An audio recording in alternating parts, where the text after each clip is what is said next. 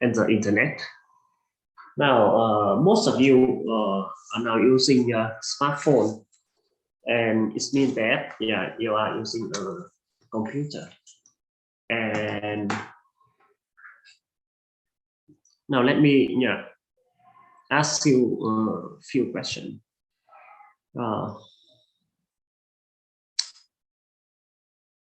Đinh Khánh Minh, please.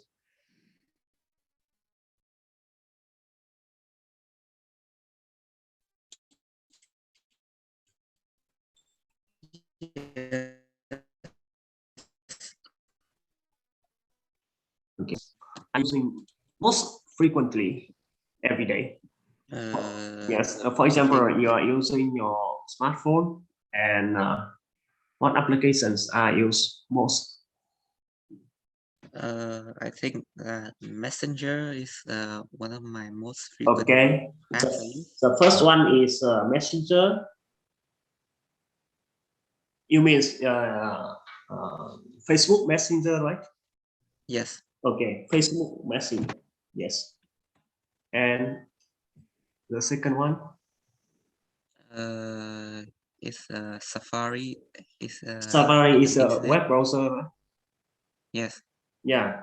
So you are using an iPhone, right? Yes. Okay, Safari. Third one? I think it's Facebook. Facebook, yes. Okay. Game? I don't actually. Okay, don't play game. No game. Okay. And of course, because it's a mobile phone, so it has call and sending the message, right? Yes. Call and message and message. Okay, thank you very much for sharing with us. Now I would like to ask another Dương Hoàng Vũ, please. Dương Hoàng Vũ, are you there?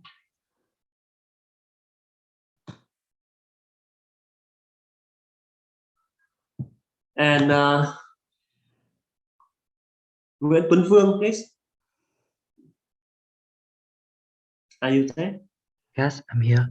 Okay, so please share with us about what applications are you using every day? I'm using Facebook Messenger. Facebook Messenger.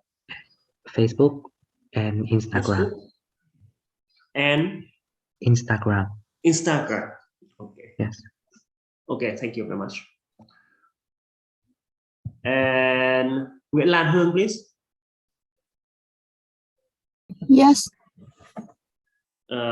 What application are you using every day? Google Chrome and Facebook. Facebook. Okay. Facebook and Messengers. Messengers. Okay. Okay. Thank you very much. And thank you.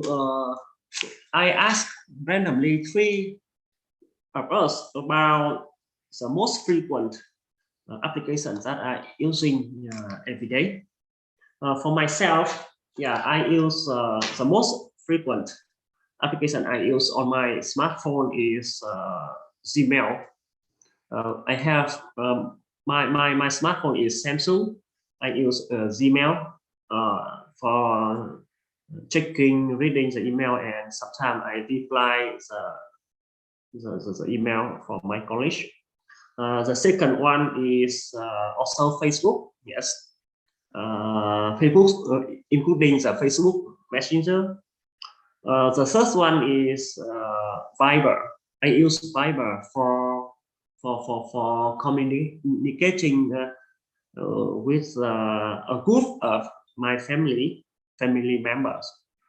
I use Viber. I also use Zalo Messenger because now I'm attending some classes.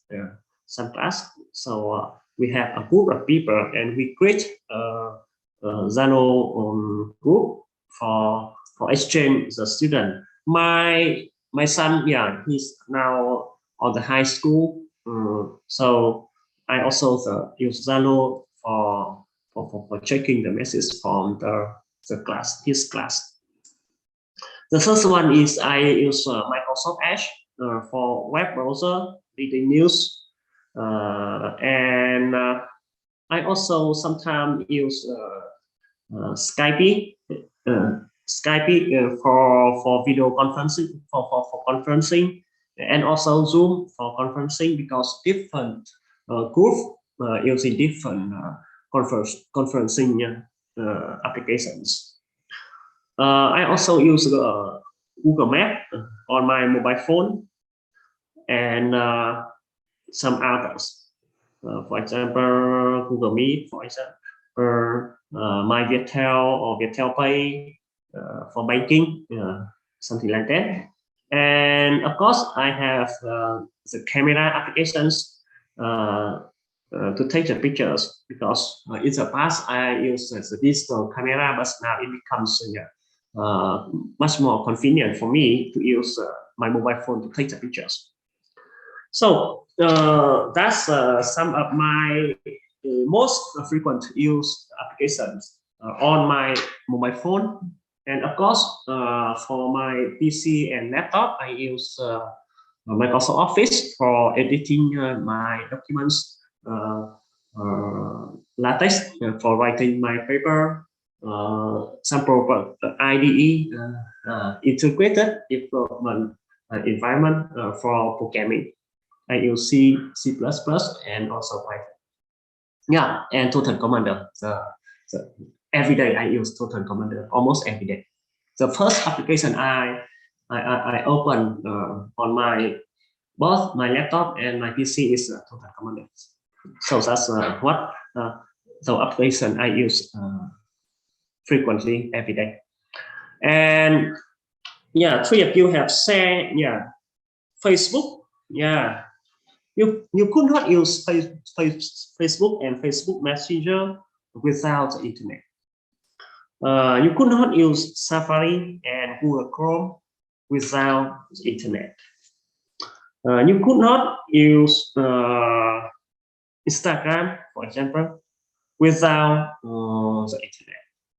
It means that most of our daily applications now requires internet connection. Just very few applications on our smartphone now could work without internet connection. For example, the camera, phone call, message. And I ask my family member when something urgent happen, for example, so please call me or send me the message. Not using messenger applications, because for messenger applications, the message could be delayed due to the traffic error, due to the application error, due to many other things. For example, sometimes I have experience. Sometimes I send the message to my wife, and she did not answer me, did not reply me. I guess, yeah, sometimes her mobile phone is wrongly operated, or her mobile phone is out of internet connections, for example. So I have to resend the message, because it is important via the message using the telecommunications channels. So it means that, yeah, nowadays we use our mobile phone for personal use, and in most of the operations in the company, in the banking, in the school, for example, it becomes impossible if we work without the network and the internet. So that's why, yeah, I wanted to to mention that, yeah, the importance of networking and the internet for all of us nowadays.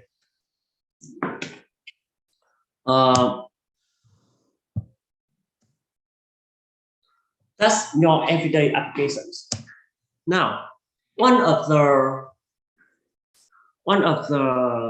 basic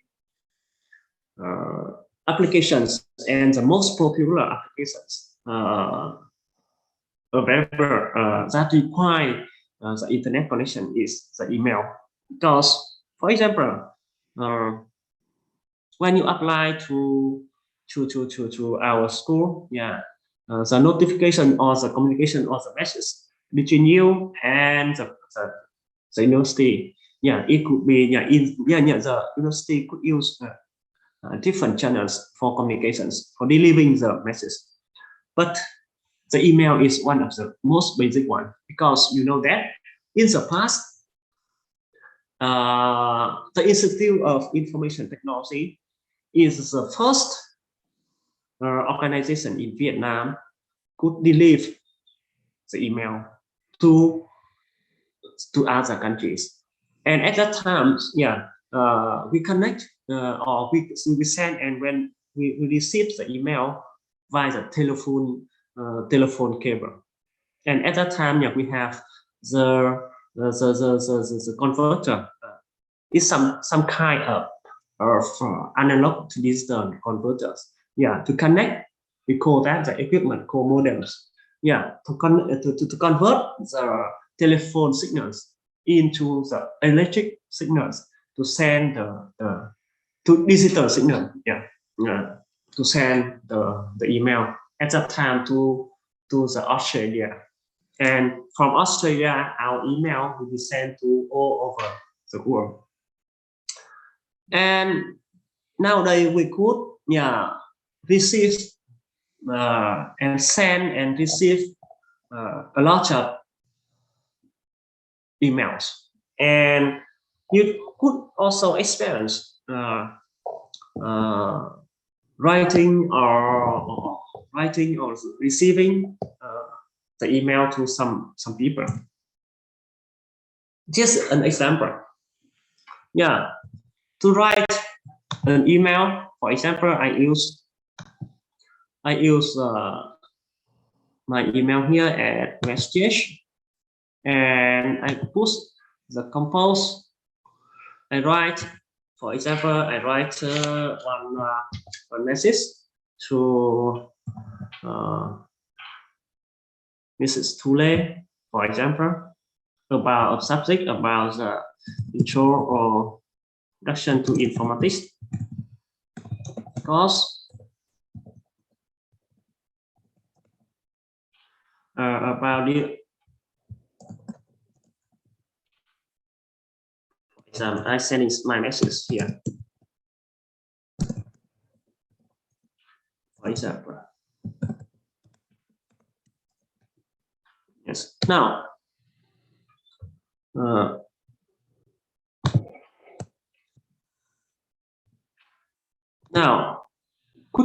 someone could you please tell me what happened when I push, I write, I prepare, I edit my documents, my email. What happened if I push the button? What happened when I push the button send here, and how Mrs. Thule could receive my message? We use the email. For example, in this case, we use USGH email with the Gmail, and I'm using a web browser to use Gmail on my laptop. What happened when we push the button send here? Now, maybe some of you know about the principle of sending the email from this machine to another machine, and some of you don't know or have never think about it, but I would like to ask you to imagine what will happen next. For example, when I push the button send here. Of course, we are learning now. We don't know exactly, but please share your thinking. Please, I would like to ask some volunteer to have some idea. I think I have an idea. Yes, maybe Tyson, please. Okay, I think first the email will go through some sort of encoding process because for the security reason. Yes. And then the email would be transported into the ISP or your internet service provider. And then it will be sent through the cable or satellite signal and received to the other side ISP. And then the ISP will send it to the receiver computer, and the computer will decode it. And computer will decode it. Yes. And no, actually not computer decoded, but rather the Gmail itself. Some kind of processing, right? Yeah. Okay. So when I push, I repeat the idea of he has said that when I push button send here, my email will go to some encoding procedure. After that, the encoded documents. It means that my email will come through an ISP. It means that the internet service provider, for example, FPT or VNPT or something like that. So my message will come from this ISP to another ISP. For example, when I send to a message to here, so we could share the same ISP. So the ISP, but when we send to our director, Professor Antoine in France, so ISP is in Antoine could use another service provider in France, for example. The internet provider will send to Antoine or for some computer my email to some computer, and Antoine will open that computer to read my email. Right? Is that the process? Okay, thank you very much. And other idea?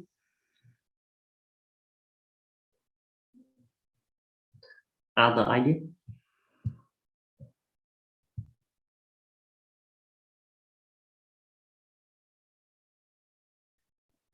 Yeah, thank you very much. I think that you describe very I think that in principle it's very it's a correct way. This is exactly what it happened for our email. Yeah, thank you very much. Yes, before advance to our lectures, before continue our lectures, so I would like to ask or I would like to ask you some very small question. For email, in this case I use Google Gmail, and Google provide me an interface to edit my document, my email. And in this case, there are several fields. For example, true is that the people I wanted to send the email to, the CC, the BCC, and here is the title of my email, and the content. I will write the content of my message here. So okay, to I know that to some people. And what about CC and what about BCC? So someone please share with us about what is CC and BCC, please.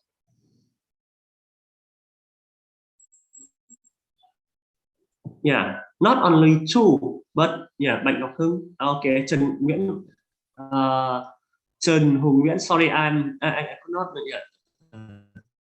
Hưng first, yes, please.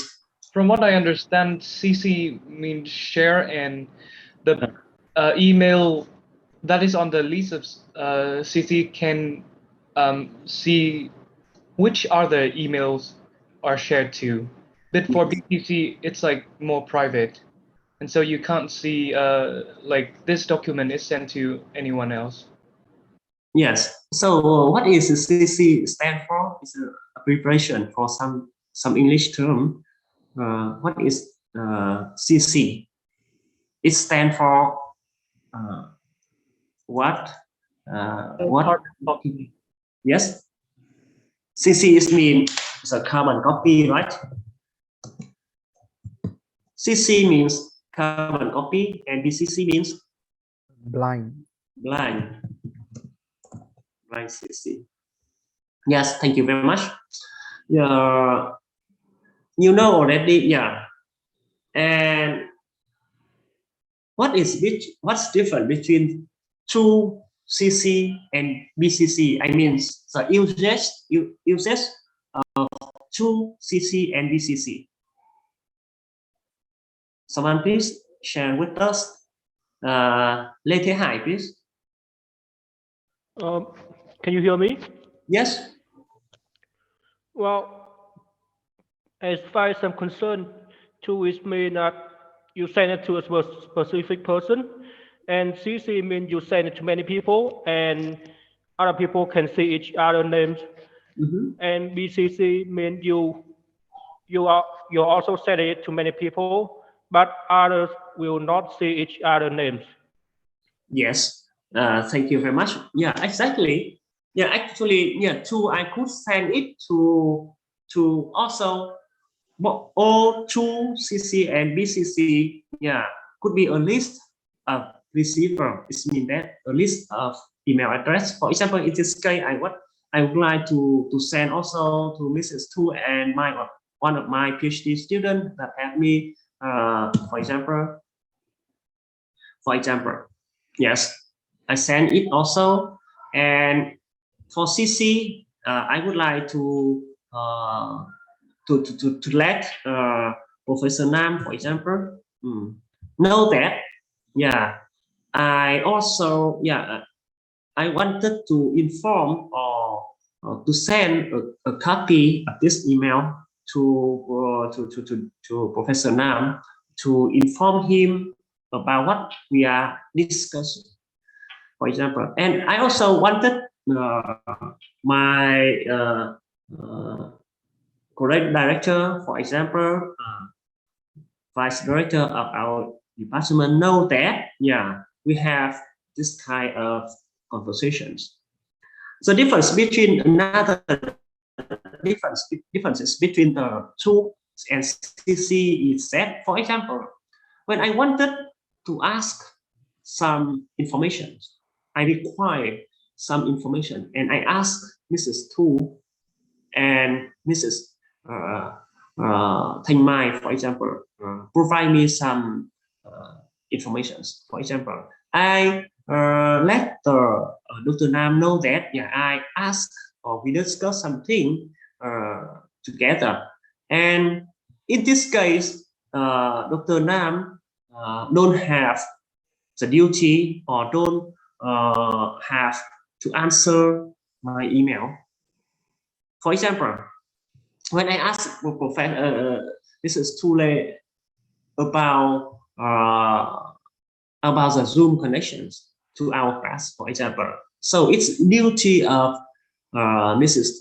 To answer me. It means that the main object, the people we have the responsible for answering or answer me the question is Mrs. Tule, for example, and Mr. Nam know that, and we asked Mr. Tu about that information. And yeah, I also wanted to let Dr. Trần Gia Sơn know about that, but in this case, Dr. Trần Gia Sơn know that I send the message to Mrs. Tu, CC to Dr. Nam, but Dr. Nam and Mrs. Tu don't know about the people in the BCC list. Yeah, of course, this is nothing to hide or nothing to hide the information. But for many cases, for example, in this case, yes, in my another email. In this case, yeah, when you wanted to send the information for a list of many people, for example, yeah, I took this example because this email I received today. You don't want these people know another people, or I wanted to send the information to many different people, but I don't want to let the receiver know the email address of other people, because it does not related to each other. For example, so I put all the list to the BCC field, so that I just know that this guy sent me a BCC, and I don't know who else these people send the email to. If I was in the CC, for example, if I was in the CC list, for example, I could see every other people in the list, in the to and the CC list. But I am in the BCC list. I could only see me and the sender. Even for some emails, for example, they don't have the to field sometimes. For example, in this case, you could send a message to many people, but they don't know each other. So that's why, when designing the structure of an email, people think about the to CC and BCC field, and this is what we are using today. But many people don't know exactly what is the CC means, what is BCC means, and more importantly, the usage of the two CC and BCC fields. Yes, this is what I wanted to share with you, because in the past I found it writing a message is not a difficult task, but writing a correct or convincing or a good email is not so an easy task. Because when I was a PhD student, I took a course named Technical Communications. At the time, I did it for that lecture because I wanted to improve my English skill. So because at that time, one of the professor is the native speaker from the US. So I think that I could improve my English skill by taking that course. But actually, it does not talk about, or does not that course does not teach about English, but a lot of rules in making or writing documents. And the first principle I have learned from that course is that whenever you deliver the message to anyone, the first thing is to know about the audience. For example, in the future, you could work for some company, you report your work for some people in that company. The first thing you should care about is that your audience is your boss. Your audience is a technician. Your audience is a sales manager. Your audience is a customer. So you will prepare the content. You will prepare your slides for delivering your message to different type of audience, because you could not use your slide. You could not use the materials you prepare for a technician to talk to a sale. You could not prepare the document for the technicians to talk to the customers. So the first principle when preparing the slide and preparing the content for communications, the first principle, the first rule is that you design everything to the audience. So this I wanted to share with you. Yeah, some people have said that, said that. Yeah, when I push the button send here, my email will go through an encoding program. Why it has to encode my documents? We will discuss later. It goes through an ISP. ISP means Internet Service Provider, and from this ISP, my message, my email will go to another ISP, and the ISP, my friend computers, we connect to the ISP computers and get the email. Actually, this is what this actually what is exactly happened when we send or receive an email. My next question is that is there anyone have experience in sending a post mail to your friend to Ho Chi Minh, your friend in Ho Chi Minh City, or even your friend at USJ, because you don't want to talk directly to him or to her, but you write a letter, go to the post office and send to her or send to him. Or do you have any experience in sending a gift? You go to some souvenir shop, buy some gift, and you send it to your friend in Ho Chi Minh City, for example, for the birthday, his or her birthday.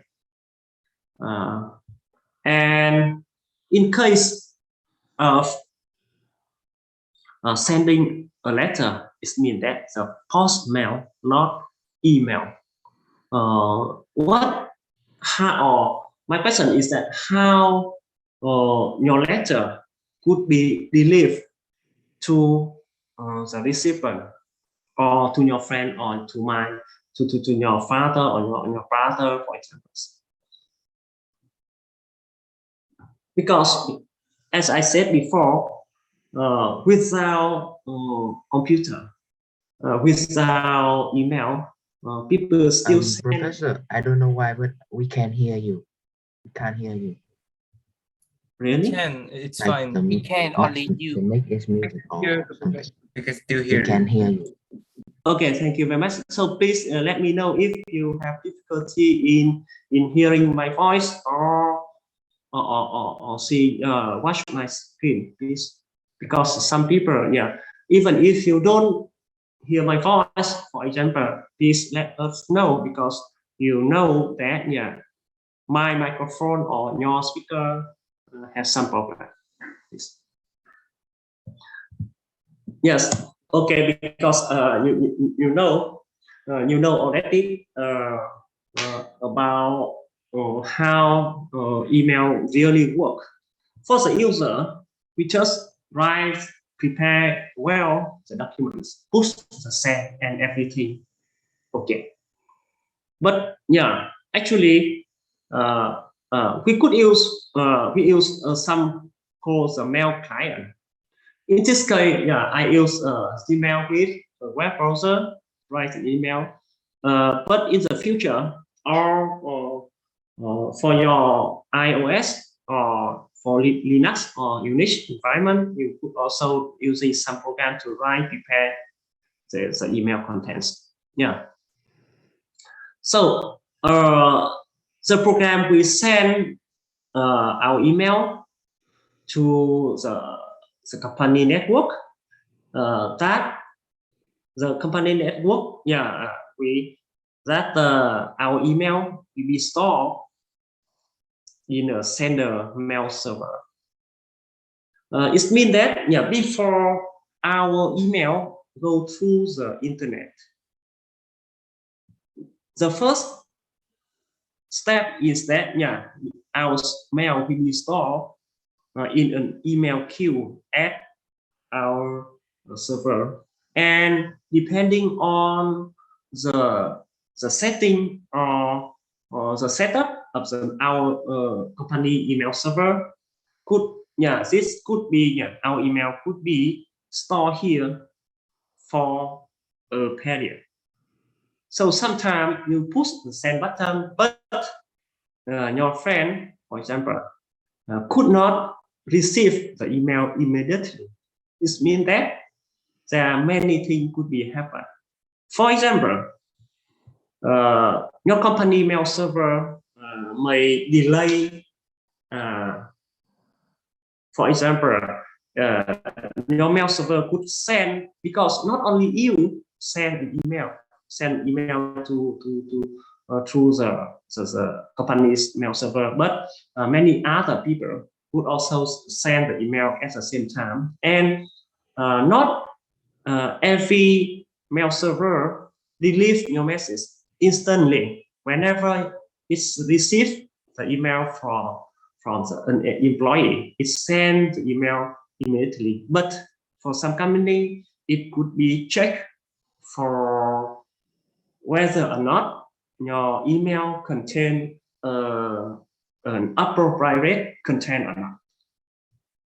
For example, so in this case, or for some cases, sorry, I forgot the name of people have shared with us about our email could be go through encoding applications, because the company control everything you send to the outside of the company, send the content or the documents, or send the data through the email of the company. So that's why sometimes your email usually stay in an email queue, and when everything ready, your server will send through the internet by a network of router, and the router before coming to your email coming through the mail server of the receiver, it could be checked again, because in the case your company network have some encoding or some virus protection or detection program, the server of other company don't have such kind of program. So when something delivers to your house, usually you check it before you let the package go into your house. Check whether or not your email or the package contain a virus or not, or is legal or not, for example. And in this case, if the check is failed, so your email could be returned to the mail server with some notifications, or or when you write a wrong email address, it comes to the receiver mail server, but the server could not find any address here. For example, when you write a letter to Ho Chi Minh, to your friend in Ho Chi Minh City, you write wrongly the address. So it checks again if the address is correct or not. If not, it returns the email, and the server will return you the email. Yeah, and for the server, before coming to your client, you open the laptop, you open a desktop, you open your mobile phone. Yeah, it check the mail server of your company again, whether or not you have a new arrived email. And if it has the new arrived email, you receive, yeah, here we the program or the mail client we download the package, download the documents, yeah, for you to read the email. This is the basic principle and basic diagram or basic framework of how emails work. And now it's time for you for discussion about how email work and about the question concerning about how email works. Please raise any question you want to know or you still don't understand, please. Because when people ask, all of us learn together. Please. Yes, Mr. Hùng, please. So I just want to ask if the mail servers here are normally physical server or are they like online servers? It is, yeah, very interesting question because we are talking about the computer. It means that the physical computer, right? My desktop, my PC, my laptop here I'm using for this lecture. My mobile phone is a physical computer. And the question is of whom is that, whether or not the two mail server here is a concrete computer or it's a virtual computer, right? Is that your question? Yes, that's what I meant. Okay. Yeah, thank you very much. Yes. Why it is a physical computer and why it is a virtual computer? Some people know about that.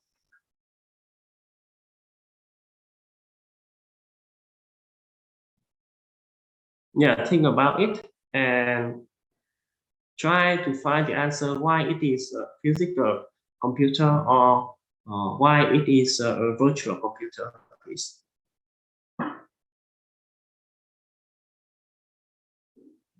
Some ICT student, do you have any idea? Yes.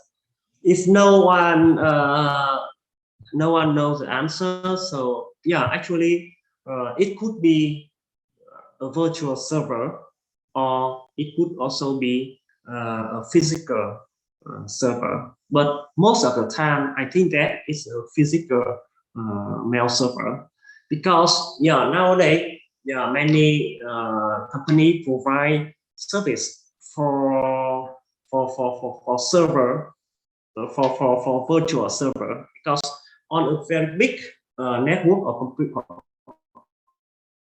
computer or supercomputer, that network of computers could serve like a mail server for several companies.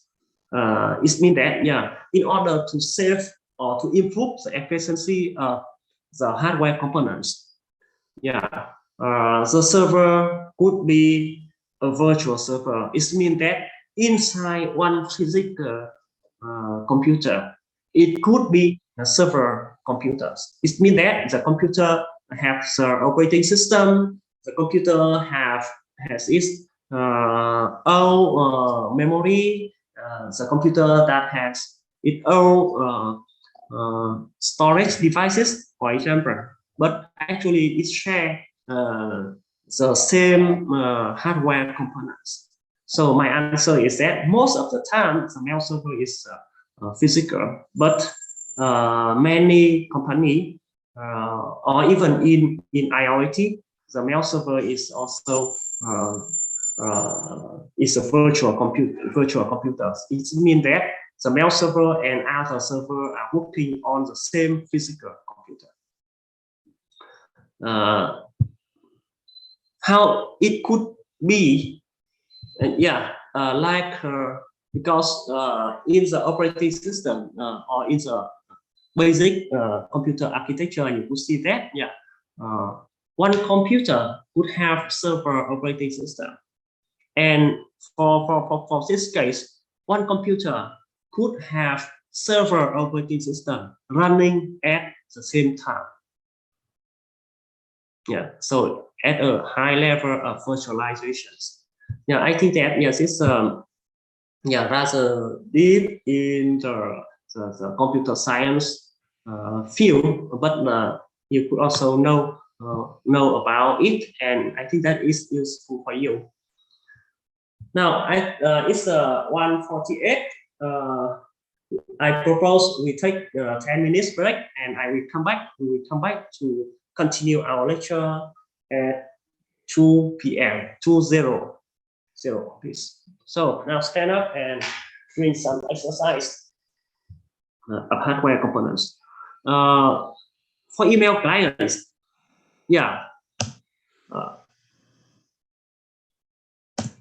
okay, we have a lot of email clients. The application that help us to write or to edit an email. The application help us to connect to the server of our company. The application that send the email or send the email to or receive the email from our company server. And you could experience with the Outlook, with the Exchange from Microsoft.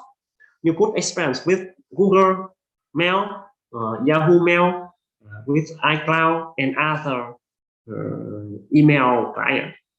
And you could familiar with this client or that client, but in principle, in order to have an email client or in order to have any computer program to connect to another computer, it requires basic information like this one. For email, you need to provide your name, your email address. This command for every email client. You should provide the incoming mail server for checking the email. You should have the address of outgoing mail server, because in many companies, for example, IoT, for example, we use the same server for both incoming and outgoing mail server. Like in the post mail, when you send a letter to your friend, sometimes you have to go to the post office to put your letter with the envelope inside the post box. But for receiving the letter from the post office, you may have your own post box for example, at your house, for example. And in order to log into to connect to a server with some permission to use that server, so you have to provide the key. For example, key here is the unique username and password. This is a very basic information for every email client. It means that if you want to use Gmail, you wanted to use Microsoft Mail, you wanted to use Yahoo Mail and other email address, you have to provide such kind of information for your email program. And of course, there are several other options for you to optimize or to fit to use the application with your need.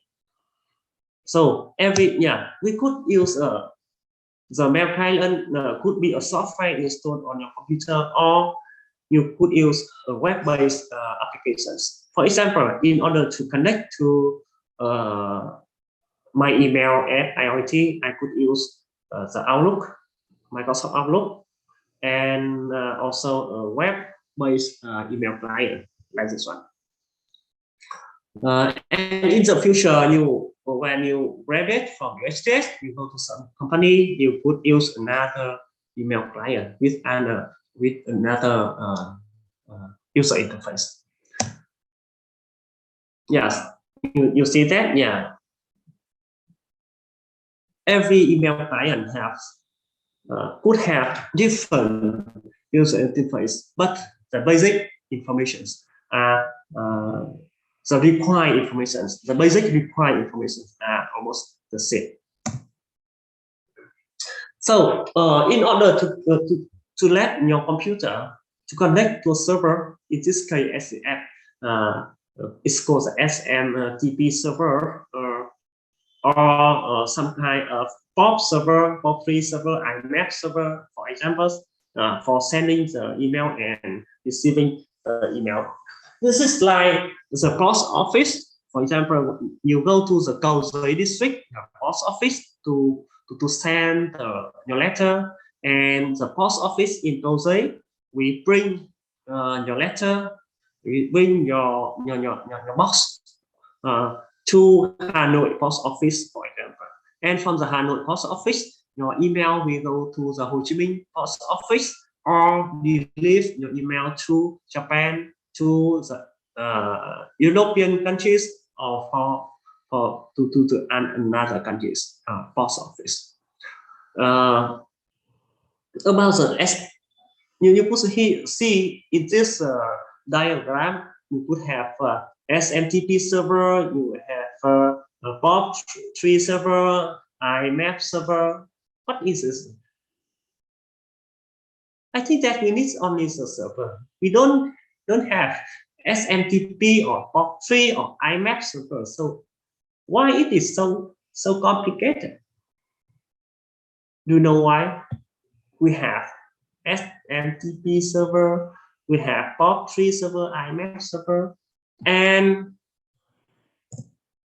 yeah, for example, for mail server, we usually have SMTP, stand for Simple Mail Transfer Protocol. The POP means stand for Post Office Protocol. IMAP means Internet Message Access Protocol, and some other protocols like file transfer protocols. Why do we need so many types of servers, and why do we need many types of protocols? Like it's just simple. Two computer connect together, or one computer connect to a server, one client connect to server, my mobile phone, yeah, connect to a server, my laptop connect to a server. Why don't we use only one type of server, or we just using one kind of protocols? So this for your homework, to answer the question here. Actually, yeah, for transferring our information over the internet, people define and use many protocols, and you could learn what is the protocol, why do we need so many types of protocols. So what is application layer, what is transportation layer, what is internet layer, and what is the link layer. This for your homework. Yeah, we discuss about a more simpler question. Why do we need so many types of protocols? For example, what is the application layer and what is why? Yeah, people define different layers for the connection on the internet. So why it is called application layer? Why it is called transport layer, and so on? And what is IP-version 4 and what is IP-version 6 and what is this for? A lot of things you could learn if you are interested, but for our lectures, we just find the answer for the simple question: why do we need so many type of protocols? Now, first, the communication protocols. Firstly, what is protocol? In telecommunications, a communication protocol is a set of rules or a system of rules. Or as you could remember, what is OS, operating system, and I prefer the definition about an operating system is a system of applications or a set of applications that allow multiple applications and multiple users to use the same set of hardware components at the same time. And in telecommunications, protocols are a set of rules that allow two or more entities. Entities here means computer. Entities mean connection devices, internet devices, to transmit information by any kind of operation of physical quantity. In short, protocols is a set of rules. So, for example, what is the language? Why people? Why do we have to learn a foreign language? That's because Japanese use Japanese and Vietnamese Vietnamese use Vietnamese to communicate to each other. And Japanese has a set of Japanese words. Vietnamese has a set of another words. And Japanese has Japanese grammar. Vietnamese has Vietnamese grammar. So if you want to talk to a Japanese, so you have to learn new words, you have to learn grammar, so that you could talk to a Japanese, and so on. So about the language is also a set of rules. Yeah, we use to communicate to each other. We talk and other people could understand. Here, protocols is also a set of rules that have to allow to computer to talk to each other. This is a definition of protocols. The problem is, okay, now here. For example, a client and server wanted to transform the information from the client. For example, our web browser wanted to open a web page from the server, for example. So first, they have to talk to each other first to connect to each other. And when I have lecture on site, I usually invite one student stand up and do the handshaking with me. For example, let's hello, how are you? And we have a handshaking. That's the usual procedure when we meet new people, for example. In the practice, I usually ask him to do the handshaking, and in the case one people could use the left hand for handshaking, another people could use the right hand for handshaking. For example, if the student standing in front of me give the left hand. For example, I give him first my right hand. So two people, standing, in front, of each other. If they don't use the same hand to do the same hand as for the handshaking, it's difficult to do the handshaking action, for example. So if the student gives the left hand, for example, I have also raised my left hand, for example. So in such a way, we could do the handshaking. If we not, we could not do the handshaking. That's the protocols. That's simple protocol for communicate or to the handshaking of the two people. So that is the handshaking, and what that is the telecommunication protocol. Now, coming back to the previous question, why do we need so many types of protocols like this?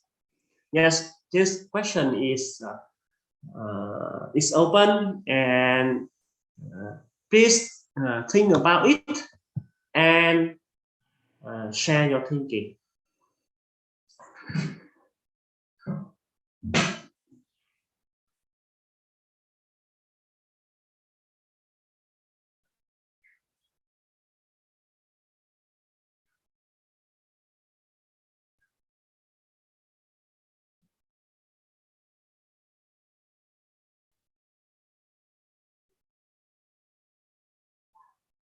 Anyone has some idea?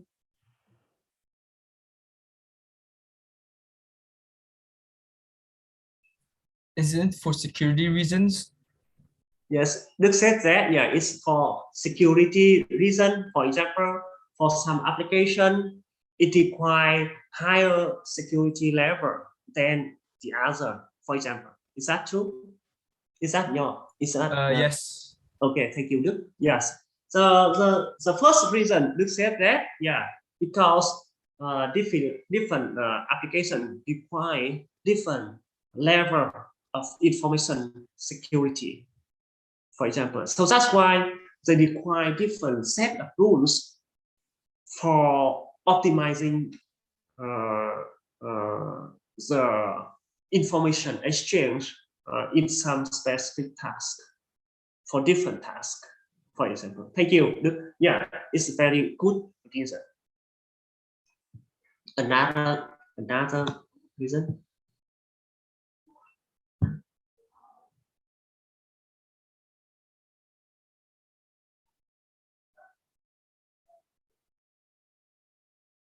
Yes, of course, it's very difficult for you because, let's take another simple, because suppose that,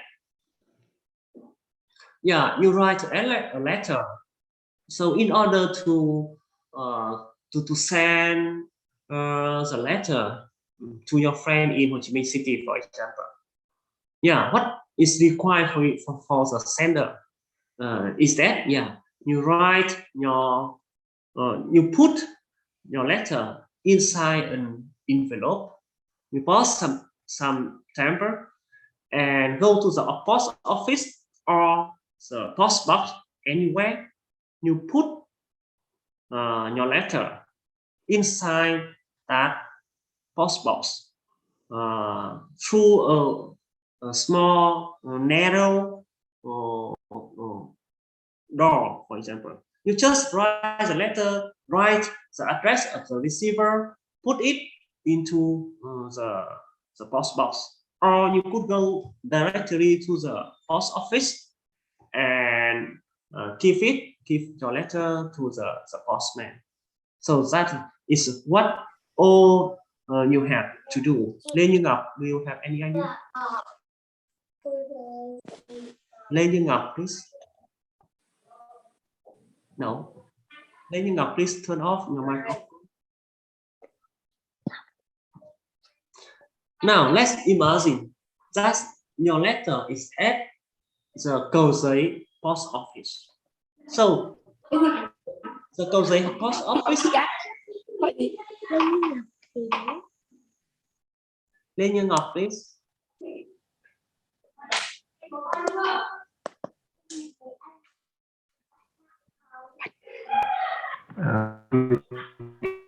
Can mute all of us? Yes, of course I could do it, but I don't know if okay. Thank you, Phạm. Thank you, Vinh. Yes. Yeah. Yeah. The cầu giấy post office. Yeah. Receive many emails. The cầu giấy post office could receive different gift box of other people. For example, another friend wanted to send a gift box, to a friend in Da Nang, for example. Another people could send a package with 30 kilograms inside a box of 60 by 60 by 20 box to the hometown in Huế, for example. It means that the post office at in Cầu Giấy, that's the district, receive not only email, but could be a files, could be videos, could be music files, could be a data files of gigabytes, could be many things. So if you wanted to send a gift box to your friend in Da Nang, for example, you could not put your gift box into a mailbox, right? Because the mailbox don't have enough space for you to put the gift box there, for example. And if you wanted to send a motorbike to Ho Chi Minh City, to Cần Thơ, for example, so you will fly from Hanoi Nội Bài Airport to Cần Thơ Airport, and you pick your motorbike there in Cần Thơ, for example. So you could send a motorbike to Cần Thơ via the post office. Of course, you could not put your you have to go to another location, another office of the Cầu Giấy post office to send your motorbike, for example.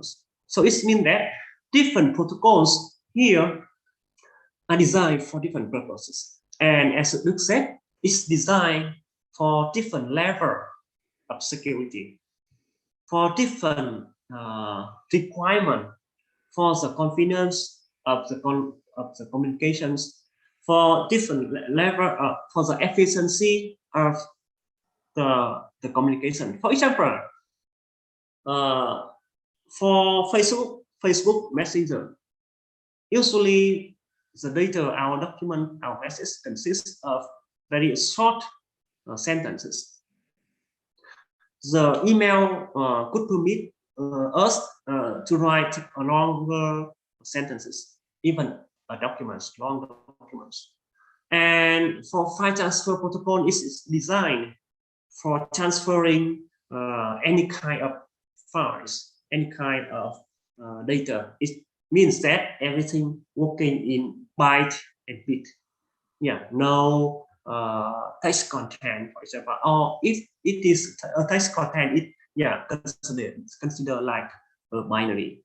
And different package have different size, different level of the requirement. For example, for transferring the video, transferring the music, for example, in order to ensure the quality of the user experience, the video and the audio signals should come to the receiver smoothly, so you could watch the video clip in high quality. But for transferring of files, it does not require the transferring process goes smoothly. It could stop some time for other tasks, and it could download it again when the network is available. For example, in the past, I was experienced in the past because I have to download. At that time, we have to connect to the internet by our telephone line. The speed and the quality of the telecommunication is not so as fast and as good like now. Sometimes I download 90% of the documents of the files. So some people handling my telephone, the telephone of my office, make a phone call. So my internet connection is interrupted or lost. So when some other people finish the call or telephone call, I will be able to connect again to the internet again, and I have to download the files again. So that's what happened in the 1990s. But now, when you download some files, some document on the internet, you could not finish it. It may be tomorrow you open again your applications. So you continue resume the download, and just you have to download 10% less of your files. So different the reason why we do need, or people have to define different protocols, different rule set, is that it's designed for different purposes, and it is designed for different requirement of the communications. And if you learn in the cyber security, means that the information security or network security, you should or you have to understand the underlying principle or the basic or the differences between different protocols in the same layer of the internet. I just wanted to let you know that it's not simple. In order to improve the efficiency of the information connection and transmissions, people have to design and to define different layers of the internet connections, and in each layers, people have to design or to define a different set of protocols for improving the efficiency and effectiveness of the telecommunication over the internet. Any question? No questions. Okay, thank you.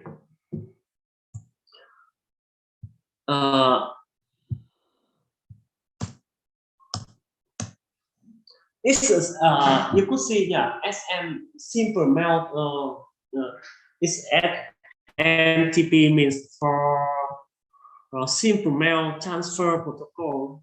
For example, this protocol for simple mail, I don't remember exactly. Transfer protocol, for example. Two computer. If they wanted to use some protocol, they have to understand and answer the signal. They all know well the processor and all understand what is receiving. Just remember, this drawing is just for two computers, but in fact, for SMTP receiver server, it could be a lot of requests to connect to the server. This on this illustration for one connections. They exchange the informations. Is that ready for the connections? The connection is okay or not? when we yeah, for example, like we make a phone call. First we have to dial the telephone number. After that, yeah, when we receive the signal that okay, the connection is already for you for conversations, so you begin to talk. If you don't receive the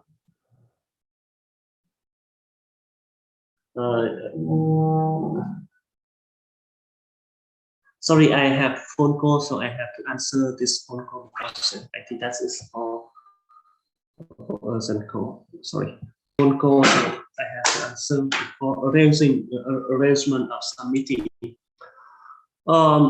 Yeah, this is for SMTP, and for some other protocol. Yeah, some protocol, other protocol is this is basic. Some other protocol is quite more complicated processor, and this for applications SMTP. You see that, yeah, SMTP is in application layer, but for TCP transportation layer, it usually it requires a simpler protocols. It's called the TCP. It's a three-way handshake,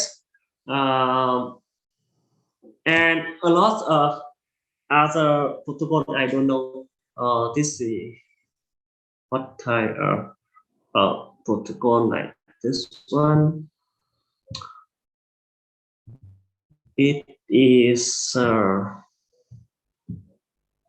yes. This is the TCP IP handshaking procedure, and the principle is the simple here. But in order to implement, when you write a program that have connecting between the have to establish the connection between two computers, you have to follow different steps in the connection procedure like this one. Of course, in the future, for some people have to connect your program with some databases. It's not required. It's not required to understand all of the steps here, because the service or the function to connect to a server using some protocol, looking at some how to say some port, for example, is well defined on an API function, and your task is just to understand the API function and use it in a correct way, for example. But for cybersecurity student, yeah, such kind of procedure you have to master, because in order to secure information system, to secure a server, so you have to know all the basic steps of the connection between two computers. And actually, it's not so easy, and all of the processor is well documented in some standard ISO standards, so that every manufacturer, every developer have to follow the procedures. If not, you could not make the connection between the two devices on the internet. And for example, for IoT devices, for application use, yeah, you just use the SDK software development toolkit to make the connection and to transmit the data. But in order to design or hardware components, you have to know to know and to ensure the secure connections between two IoT devices for your future work. Mời vào. Anh ơi, em bảo để anh giấy mời. Dạ, anh cảm ơn nhé. Okay. Usually, yeah, you could find this this table on our Facebook. Yeah, actually, the communication protocol like us make a phone call. Hello, are you there? And could we have? Could you give me some minutes for the conversations? For example. And after we receive the message, we discuss the content, we discuss the content. Okay, thank you very much for your time and see you on Monday next week, for example. This is very usual way for communications, and it also applies for two computers talking to each other. So please. Please think about how two people make a phone call, and we could understand the basic principle of how two computers to connect together or transmit the data to each other. And for the POP3, this is also the applications protocol. Yeah, for sending and for retrieving the email. Or sending the email, retrieving the email. Yes, because sending the email we use another one protocol, and receiving an email, it could be another procedures. And for example, for my account here,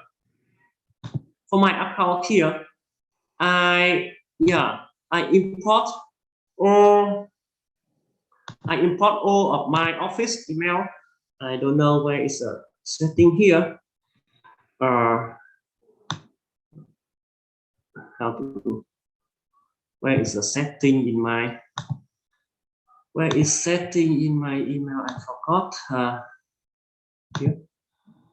No. In setting. CO setting. Yeah, actually I import account and import. Actually I import all of my email from the company, from the IoT into my Gmail account. So in order to get the email from my email account, for example, I have to declare many things. With this information, for example, I have to know that the port, the exporting email of my email server is this number and something like that. I have to declare so that the Gmail application here use my declare information here to connect to the mail server of the IoT, so that the server mail server of IoT permit this application to download the email from my mailbox into the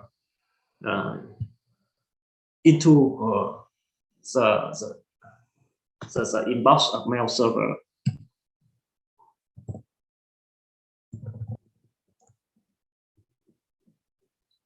Yes, this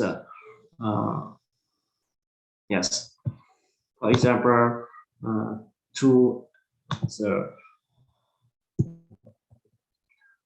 I could search. I filter all the email sent to my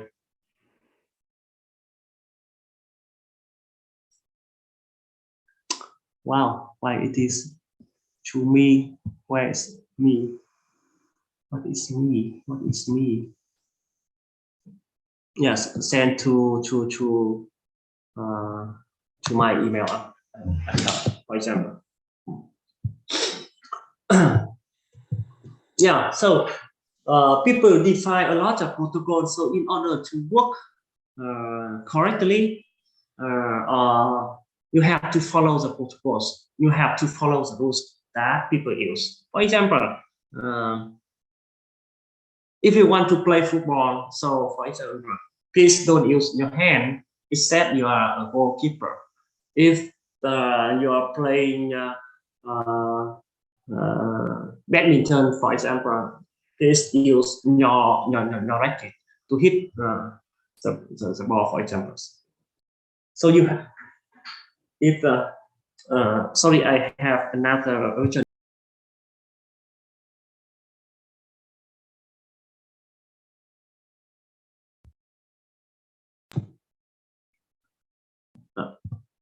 Thank you very much.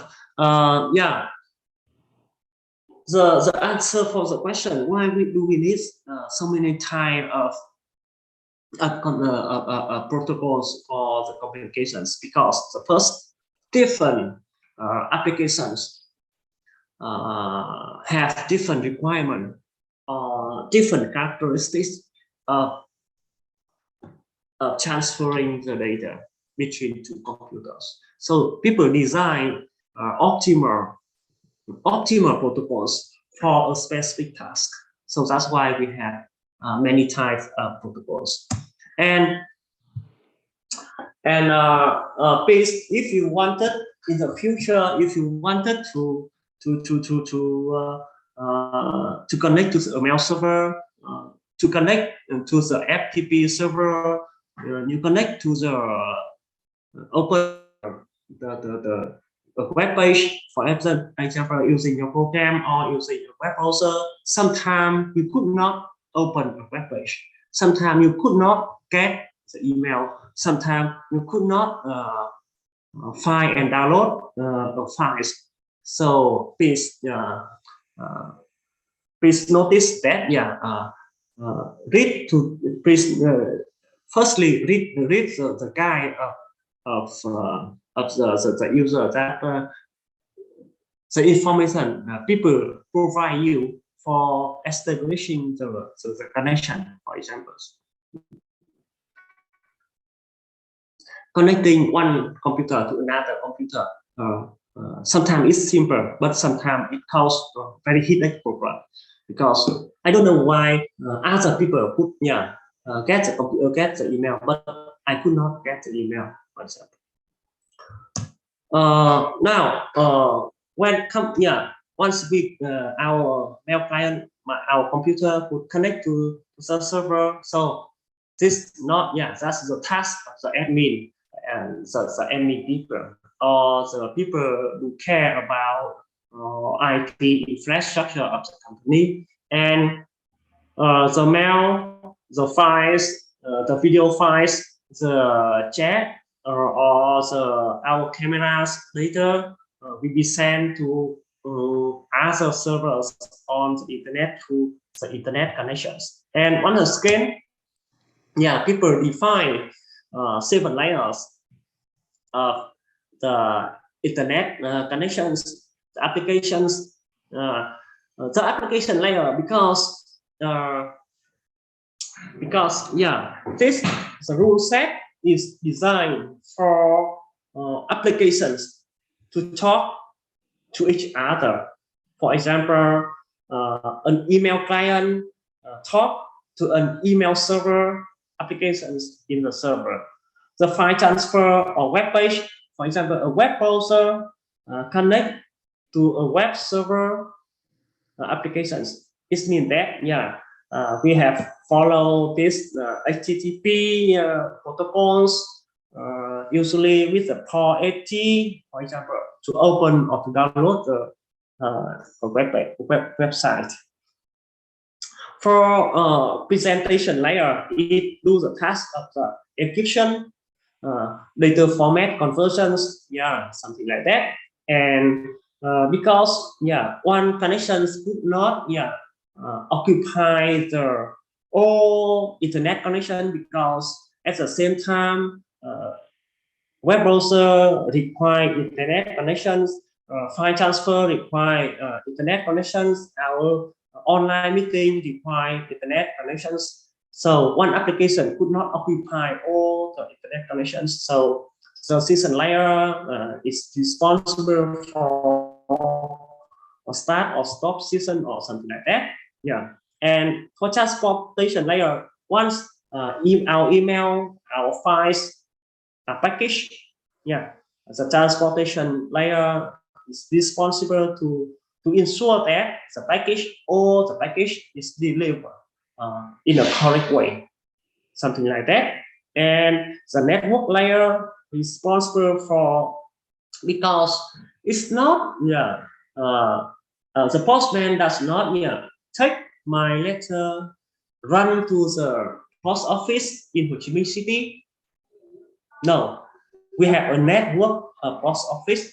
We have a network of servers on the internet, and all the packets will be delivered from this station to another station, from this server to another server. So the traffic is optimized so that all the packets will be delivered in a fastest way, or in the most efficient way, the most effective way, or something like that. People design different layer because different for example different manufacturers we deal with different type of transportation. I'm just application developer, so I work with applications protocol only. And for example, the operating system work for the presentation layers or networking, for different layer. And the ISP working with the physical layer, deliver the data through the satellite communications, cable communication, wire or wireless communication, for example. And this is called OSI. I don't remember what is OSI. It's open. Who knows what is the OSI means? OSI. Actually, I forgot the name of the OSI. But please check it. What is the OSI stand for? All the original messages. Send to the present. Here you could see that once again you have the data and you have the metadata. The metadata is the presentation information. It becomes the data and it is added to the S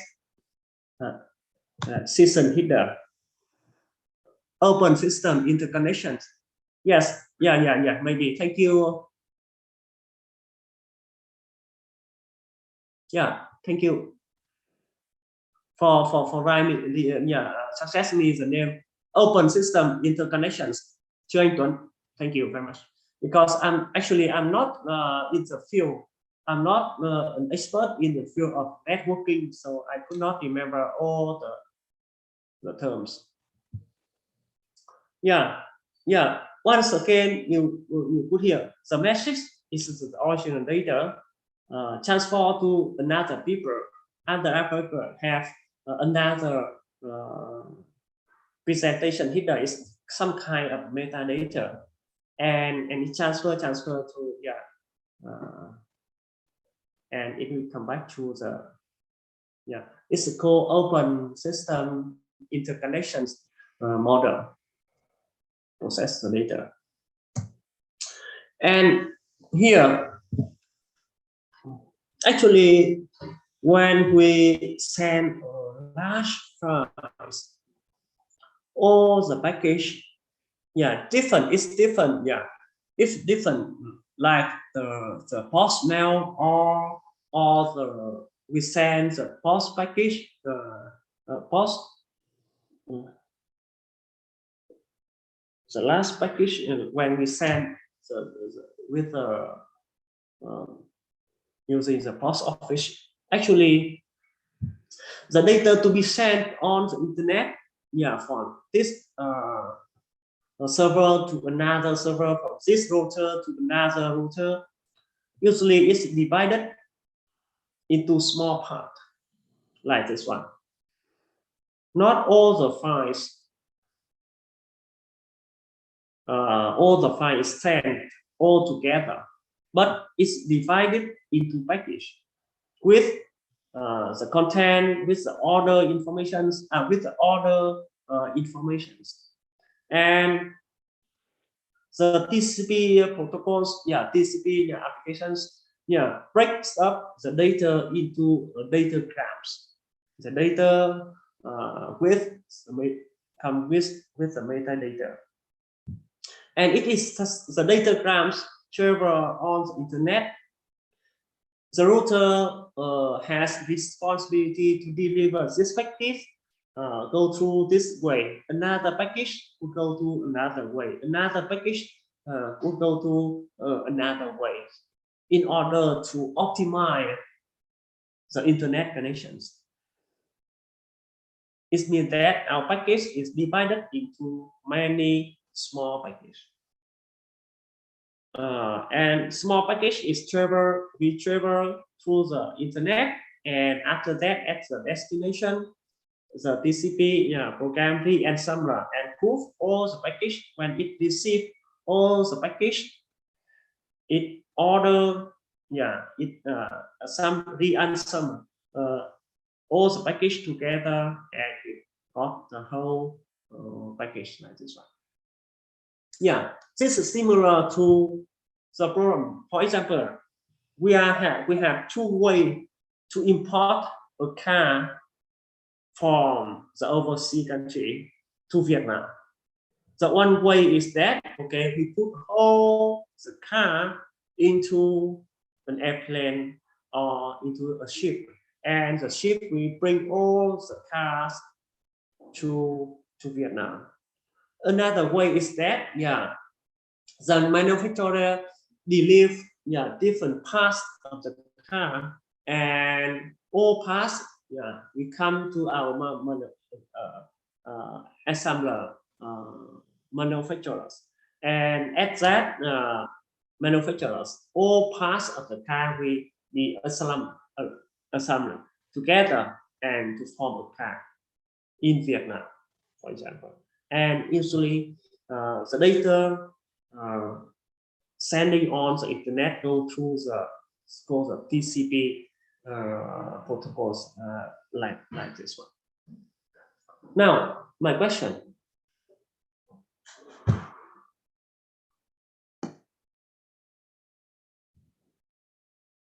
Oh, actually, I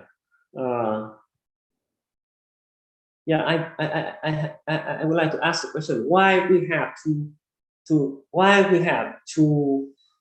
break up the data into small parts? But I have answer for that questions. Okay, I just wanted to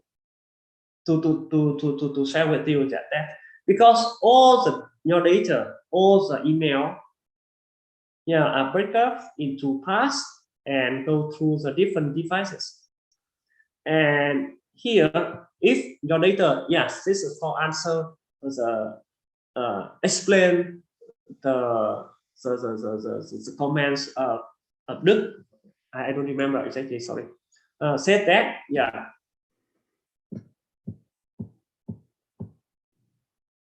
about the first still I don't remember. He said that the first step when we push the button send the email is that the email goes through an encryption applications. Why? Because all the package go through different nodes, different computer on the internet. If we don't encrypt our message, any people here could sniff, get the package, and in the package they could have your information. So that's why in principle all the data sent through the internet should be encrypted, especially for short messages, especially for email, especially for sensitive information. The problem is that you have to encrypt the data. For email, it's a must. But what happens if we send a video? What happens if we send a large mail and it will cost us time and computation power to encrypt and decrypt the data? So that's problem. That's the trade-off between the efficiency of data transmission and the security of the transmitted data. Always it has some benefit, usually comes with some cost. Now it's a three. I don't know. Okay, let me check. When we finish, what time we finish? Our lecture is 3:45, right? So I propose we have 10 minutes break. Now it's according to my clock, it's 3:02.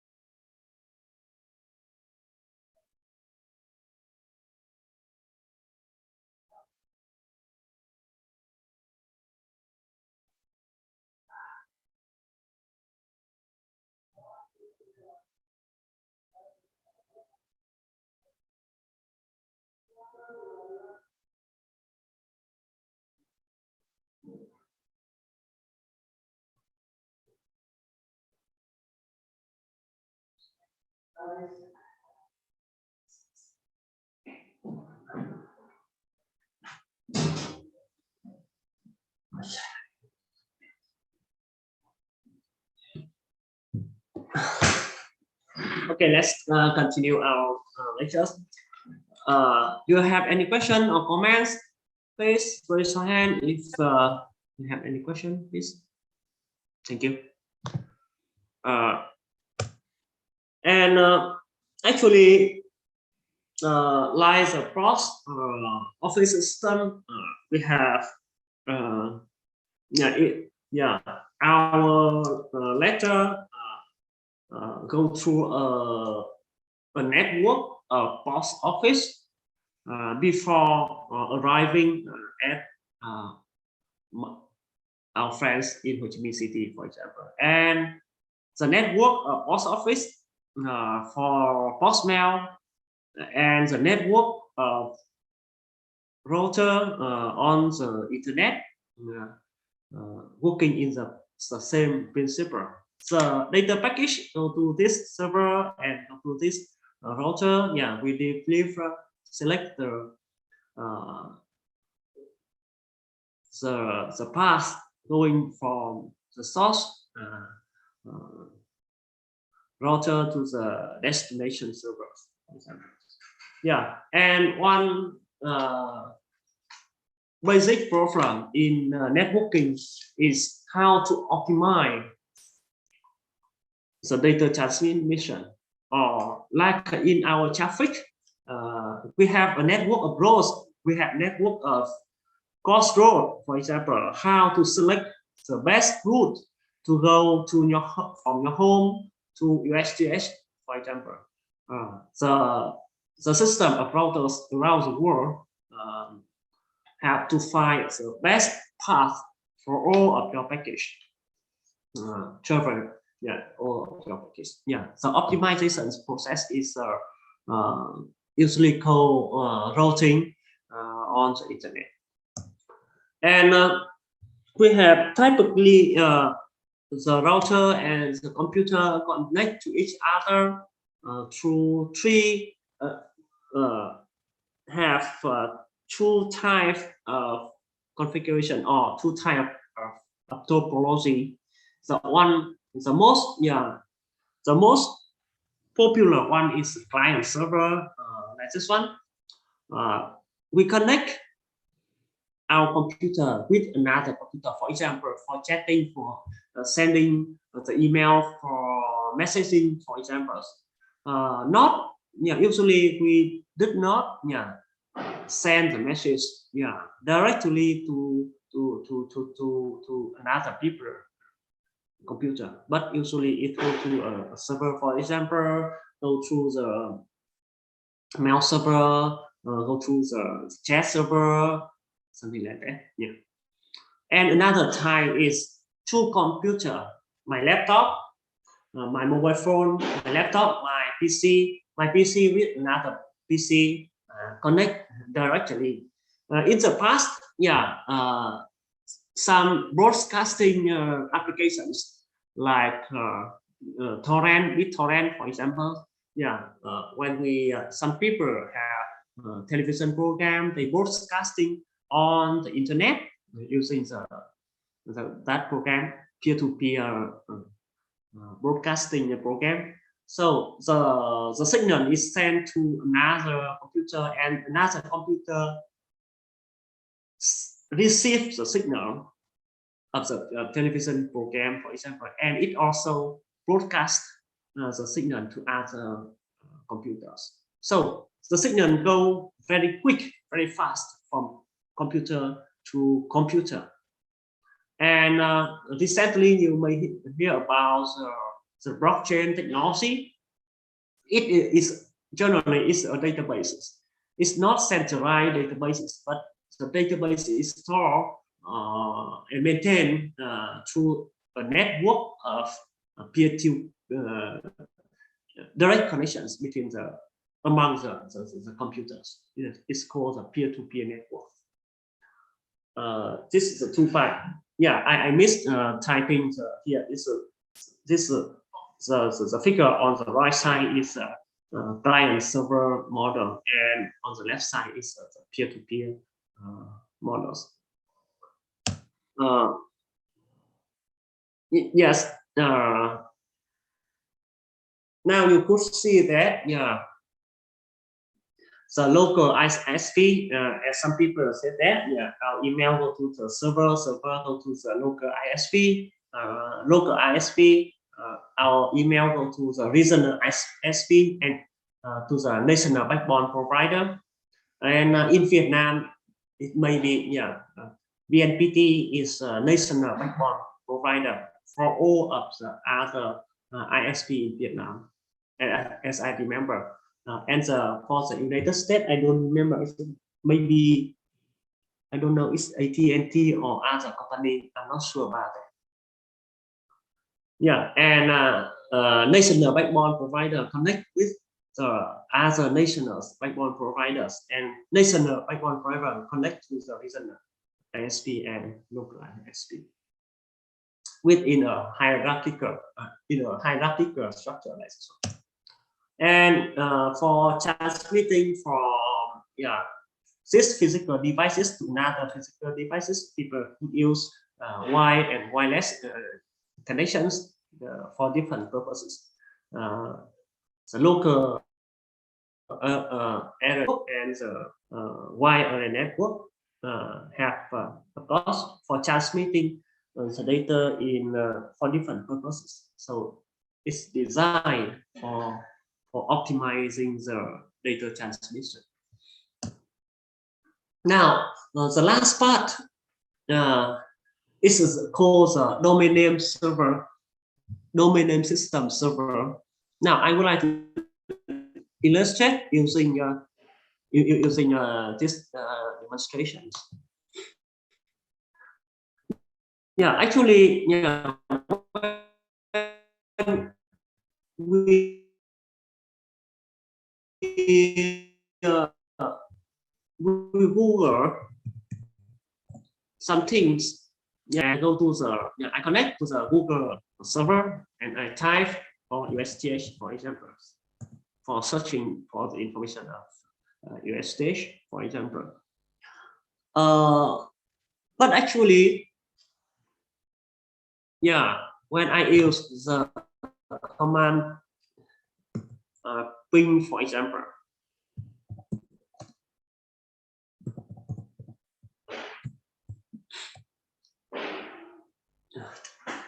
when I use the command ping provided in Windows operating system,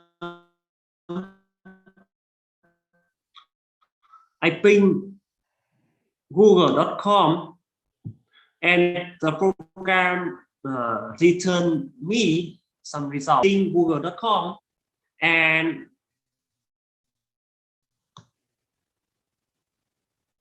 this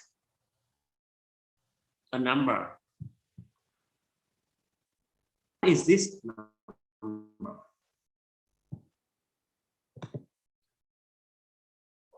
So I try to use that number. Yes. Yeah. The web browser display for me the google.com. Now, someone please share with me why the ping program in the Windows operating system could return me this number.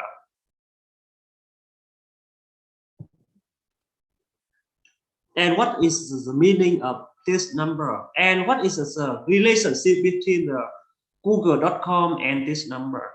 Someone please. I think that some of you know about this. Please share your thinking, please. Please raise your hand if you have the answer. Now I repeat my question.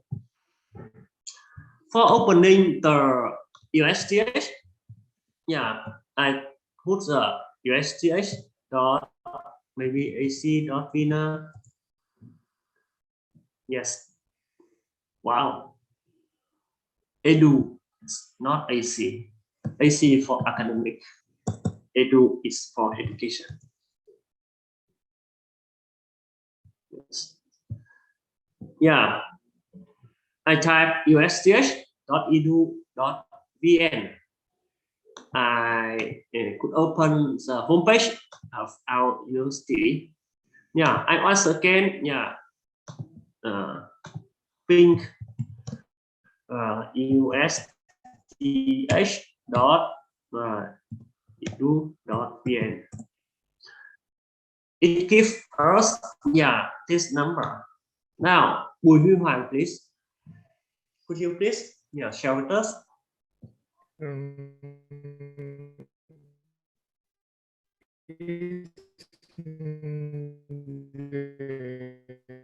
IP before of the IP of the server and the google.com. If you use that IP address, you will directly Yes. to Okay, thank you very much, Bùi Huy Hoàng. Actually, the exact address of a server, the exact address of a computer over the internet is not google.com or usth.edu.vn, but actually the exact address is this number.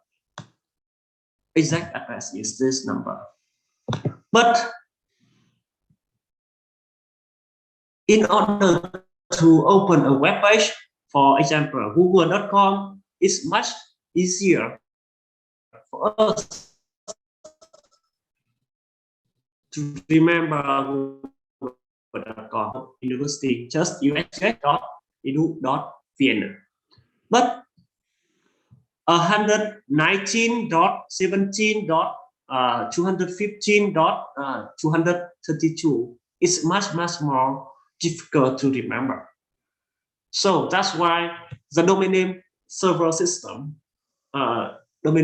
server solve the problem here. And firstly, the ping command, yeah, looking at domain name system server, looking at the actual address of this domain, usth.edu.vn, and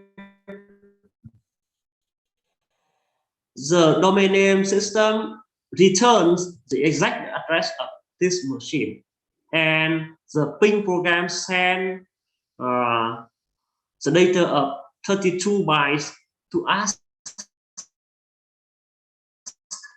whether or not the server is already online, is there, and the data to let the ping program know that, yeah, okay, the server acknowledged the ping signal from my computer, and it returns 32 bytes, yeah, of signals, and it costs 5 milliseconds to answer the ping signals.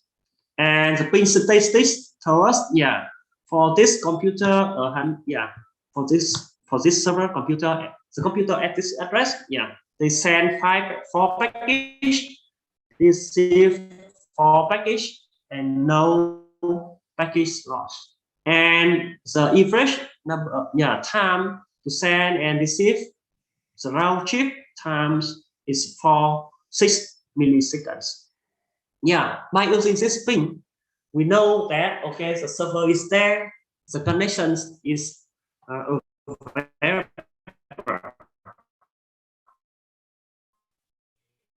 But sometimes you could not open the web, or you could not open the do the search, for example. So when you try with the ping, you ensure that the connection between your computer and the server is okay, but you could not connect to the database, you could not open the web page, you could not do something as usual.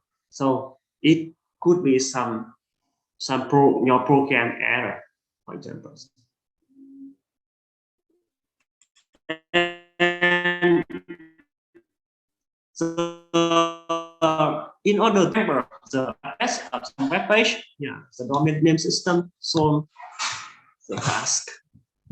Yes, actually, our computer, the domain name system server, store all the domain names and returns the exact address of some servers. So that's the meaning of the domain name systems. Actually, every computer as the domain name system, and usually the domain name system in your computer, usually, for example, here I open the network setting. It's a SIM network and the internet property, for example. I don't know, it's IP setting. Where is yes, IP setting. Where is IP setting?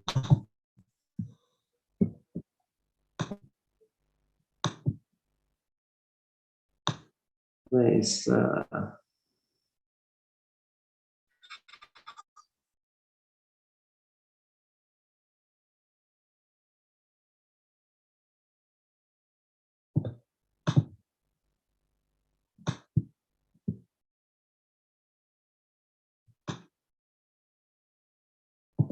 here?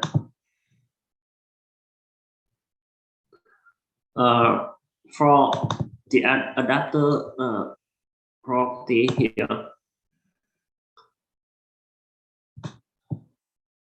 this IP version 6. Usually, our computer use automatically get the address of the domain name system server automatically. But sometimes you could change the address of the domain name system specifically. For example, the domain name system provided by Google, they provided an open address of the domain name systems. So we could specify the domain name system server here. But usually, the domain server system servers will be obtained automatically by our machines, because on the world of the internet, there's a list of domain name systems solves the task of the exact address of any server.